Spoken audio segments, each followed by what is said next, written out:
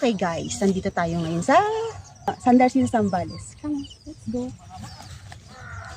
Masukal dito ngayon guys. Last summer, malinis to, as in super linis to. Hindi ganito katataas yung mga damo. Eh ngayon, tag-ulan na, kaya ito, ang tataas na ng damo. Tingnan nyo guys. Dito marami kang makukuhang ulam-ulam. Kagaya na sinasabi ko, kapag panahon ng tag-ulan, ang dami tumutubong mga gulay-gulay na pwede mong kunin na sa bakuran. O kaya dito sa mga ilang na lugar. Kagaya ito, may wild ampalaya. Ito pwede ito halo sa munggo. O kaya sa mais.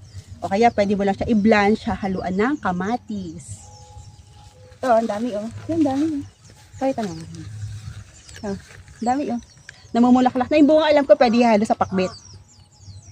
Tapos dito guys, ang daming ibon dito, iba-iba klaseng ibon. May malalaki, may uwak, may pipit, may maya, ang dami, gaganda ng mga kulay. O tarat, ang dami, iba-iba klaseng ibon. Ang sarap pakinggan, lalo na pag nagpapahinga ka dito. Ang sarap